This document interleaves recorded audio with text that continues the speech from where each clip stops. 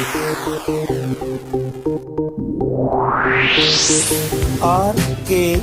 स्वागत है दोस्तों आपका एक बार फिर से हमारे YouTube चैनल RKB कैंफी वीडियोस में।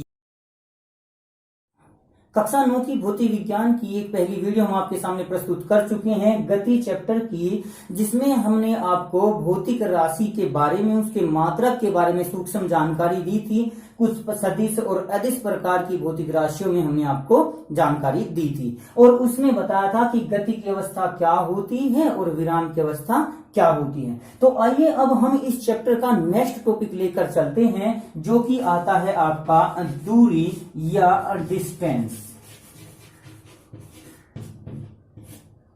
तो दूरी या डिस्टेंस क्या होता है?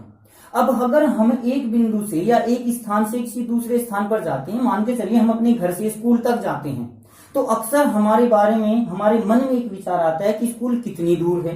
कुछ गांव के गांव में पढ़ लेते हैं, कुछ दूसरे शहरों में पढ़ने के लिए जाते हैं, दूसरे स्थानों पर पढ़ने के लिए जाते हैं। तो वे अपने घर से, आप लोग अपने घर से अपने विद्यालय तक जितना चलकर जाते हो, जितनी लंबाई तय करते हो, उसी को दूरी या डिस्टेंस कहा जाता है। जैसे कि अगर मान के चलिए कि आप इस बिंदु ए से अपने घर से चले, तो यहां कुछ दूर चलने के बाद आप बिंदु बी पर पहुंच गए, फिर आपका एक मोड़ लगेगा, बिंदु सी पर पहुंच गए, फिर आपका एक मोड़ लगेगा वहां से बिंदु डी, और अंत में एक अन्य मोड़ लगकर आप बिंदु ई पर पहुंच जाते हैं। तो जो ये दूरी, जो ये आप लोगों ने कुल लंबाई तय की है, इस कुल लंबाई को ही दूरी कहा जाता है। कभी भी किसी शब्द की अगर हम परिभाषा देते हैं तो उसमें उस शब्द का प्रयोग हम नहीं करेंगे, उसके किसी पर्यायवाची का प्रयोग कर लेते हैं। जैसे कि हम यहां पर कह रहे हैं कि दूरी या डिस्टेंस किसे कहते हैं, इसकी परिभाषा क्या होगी कि एक स्थान से किसी दूसरे स्थान तक की कुल लंबाई को दूरी या डिस्टेंस कहते हैं और इसे सामान्यतः एस से प्रदर्शित कर देते हैं। कभी कभी डिस्टेंस डी से भी प्रदर्शित की जा सकती है। ये केवल प्रदर्शित करने का एक तरीका है। आप इसको एक्स से भी प्रदर्शित कर सकते हैं, वाई से भी प्रदर्शित कर सकते हैं। तो ये तो केवल प्रदर्शन का एक तरीका है। आप अपनी नोटबुक में दूरी हेडिंग डालकर इसकी परिभाषा लिख लें और इसकी परिभाषा को सुने और उसके बाद फिर पोज करके अपनी कॉपी में जरूर लिखें। आगे की वीडियो उसके बाद देखें। मैं बार बार आपको कह रहा हूं कि आप हमारी जो वीडियो है इससे अपने सब्जेक्ट की कॉपी को तैयार जरूर करें। तो दूरी की परिभाषा क्या होगी कि एक बिंदु से दूसरे बिंदु तक की तय की गई कुल लंबाई को दूरी कहते हैं। इसमें ये पहले वाला बिंदु प्रारंभिक बिंदु कहलाता है और ये आखिरी बिंदु जो है, जो आखिरी बिंदु है उसको अंतिम बिंदु कहते हैं। तो इस प्रकार से आप ये भी कह सकते हैं कि प्रथम बिंदु और अंतिम बिंदु के बीच की कुल लंबाई को ही हम दूरी कहते हैं। अब इसी प्रकार से एक दूसरी परिभाषा आपकी आती है विस्थापन, जिसको कि डिस्प्लेसमेंट कहा जाता है। डिस्प्लेसमेंट। अब डिस्प्लेसमेंट क्या होता है, विस्थापन क्या होता है? हम ए से बी सी डी होते हुए बिंदु ई तक पहुंचे, लेकिन यहां ए से ई तक की भी कुछ दूरी है, ये वाली। तो जो दो बिंदुओं के बीच की सीधी दूरी होती है उसी को विस्थापन कहते हैं। सीधी दूरी या न्यूनतम दूरी भी उसको कहा जा सकता है।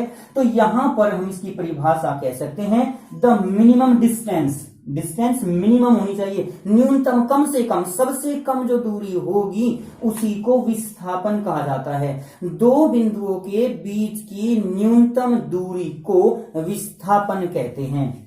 अब दूरी और विस्थापन दोनों की दोनों हमारी लंबाई होती हैं और लंबाई का मात्रक होता है मीटर। दोनों की दोनों क्या है, हमारी लंबाई है। डिस्टेंस दूरी भी और डिस्प्लेसमेंट विस्थापन भी, और दोनों का मात्रक मीटर ही होता है। अब एक टॉपिक कभी कभी पूछ लिया जाता है, दूरी और विस्थापन में अंतर क्या होता है? तो आप अपनी कॉपी पर एक टेबल बना लीजिए, एक तरफ दूरी, एक तरफ विस्थापन, और पॉइंट वाइज उनकी परिभाषा लिखते हुए चले जाएं। स्पेस लाइन में दो अंतर होते हैं आपके, तीसरा तो मात्रक का आप लोग लिख सकते हैं। पहला अंतर परिभाषा का, पहले दूरी की परिभाषा, किन्हीं दो बिंदुओं के बीच तय की गई कुल लंबाई को दूरी कहते हैं। लेकिन विस्थापन में परिभाषा लिखेंगे कि दो बिंदुओं के बीच की न्यूनतम दूरी को विस्थापन कहते हैं। दूसरा अंतर हो सकता है, दूरी में लिखेंगे आप लोग कि दूरी एक अदिश राशि होती है, अर्थात इसे व्यक्त करने के लिए हमें केवल परिमाण की आवश्यकता होती है, दिशा की आवश्यकता नहीं होती। जबकि विस्थापन में आप लोग समझ ही गए होंगे, अपने आप लिख सकते हैं कि विस्थापन एक सदिश राशि होती है जिसे व्यक्त करने के लिए हमें दिशा की भी आवश्यकता होती है। सदिश और अदिश के बारे में हमने आपको पिछली वीडियो में प्रस्तुत किया था। इसके बाद तीसरी राशि आप लोग लिख सकते हैं, तीसरा पॉइंट आप लोग लिख सकते हैं कि दूरी का मात्रक मीटर या सेंटीमीटर होता है, जबकि विस्थापन का मात्रक मीटर या सेंटीमीटर होता है। इनके जो मात्रक हैं हमारे, इनकी विशेष पद्धतियां होती हैं, MKS पद्धति, CGS पद्धति, FPS पद्धति आदि वगैरह होती हैं। इसके लिए हमारी एक अलग वीडियो है। तो हम यहाँ पर बता रहे हैं कि जो MKS पद्धति में, आगे मैं कोशिश करूंगा कि आपको केवल MKS पद्धति की मात्रा बताऊं, तो दूरी का भी MKS मीटर किलोग्राम सेकंड पद्धति इसको बोलते हैं। SI पद्धति में दूरी का मात्रक मीटर होता है, विस्थापन का मात्रक भी मीटर होता है। तो एक मुख्य क्वेश्चन आपका बन जाता है कि दूरी और विस्थापन में अंतर बताइए।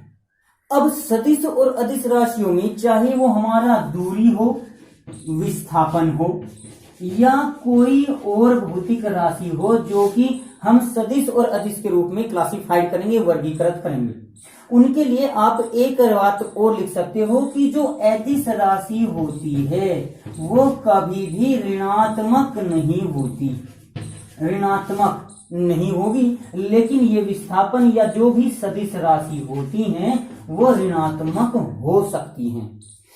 अच्छा, अब दूरी शून्य हो सकती है या विस्थापन शून्य हो सकता है या नहीं, इससे संबंधित कुछ पॉइंट्स आपसे पूछ लिए जा सकते हैं। देखिए, अगर हम एक बिंदु पर स्थिर खड़े हुए हैं, हम चले ही नहीं, तो जब एक बिंदु से दूसरे बिंदु पर हम गए ही नहीं तो हमारी दूरी शून्य हो सकती है। जब हम गए ही नहीं तो विस्थापन भी शून्य हो सकता है। लेकिन क्या कोई ऐसी भी अवस्था है कि जब हम गति कर रहे हों, चल रहे हों, और उसमें हमारी दूरी तो कुछ हो लेकिन विस्थापन शून्य हो सकता है क्या? या हम कह सकते हैं कि हमारा कुछ विस्थापन और दूरी शून्य है, हो सकती है क्या?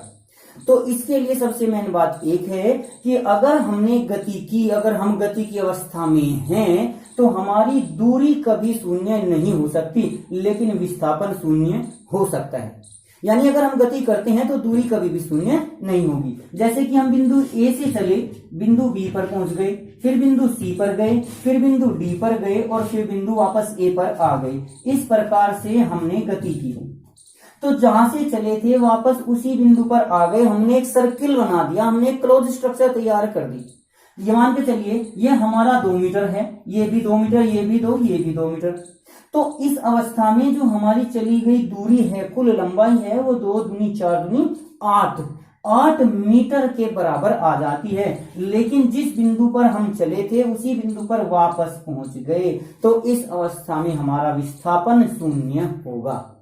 जिस बिंदु से हम चलते हैं, अगर वापस किसी भी प्रकार से हम घूमकर, रास्ता किसी भी प्रकार का हो, वापस अगर उसी बिंदु पर आ जाएंगे तो हमारा विस्थापन शून्य होगा, लेकिन दूरी कभी भी शून्य नहीं होगी अगर हम गति की अवस्था में हैं। तो अगर हम विराम अवस्था में, हम गति करते ही नहीं, जिस बिंदु पर हम वहीं रुके हुए हैं, तो उस अवस्था में हमारी दूरी शून्य हो सकती है। लेकिन अगर गति की अवस्था में आ गए तो फिर हमारी दूरी शून्य नहीं होगी। अब इसके बाद हमारा पॉइंट आता है एक समान गति। एक समान गति यानी यूनिफॉर्म मोशन। एक समान गति, नाम से ये एक जैसी गति। अगर हम दूरी तय कर रहे हैं, कुछ दूरी चलते हैं और हम समान समय में समान दूरी तय कर रहे हैं, यानी समान समय में 10 मिनट में हम 2 किलोमीटर चले, अगले 10 मिनट में भी हमें 2 किलोमीटर ही चलना है। अगर हम समान समय में समान दूरी तय कर रहे हों तो इस प्रकार की अवस्था, इस प्रकार की गति हमारी यूनिफॉर्म मोशन या एक समान गति कहलाती है। लेकिन अगर हम अलग अलग समय में अलग अलग दूरी तय कर रहे हों तो उसकी प्रकार की गति हमारी नॉन यूनिफॉर्म मोशन यानी असमान गति कहलाती है। जैसे कि अगर हमने 5 मिनट में 1 किलोमीटर तय किया, अगले 10 मिनट में हमने 1 किलोमीटर तय किया, फिर 7 मिनट में 1 किलोमीटर तय किया, अलग अलग समय में हम अलग अलग दूरी अगर तय कर रहे हों तो उस प्रकार की गति हमारी असमान गति या नॉन यूनिफॉर्म मोशन कहलाती है। और यदि हम समान समय में समान दूरी तय कर रहे हों तो उसे हम एक समान गति कहते हैं।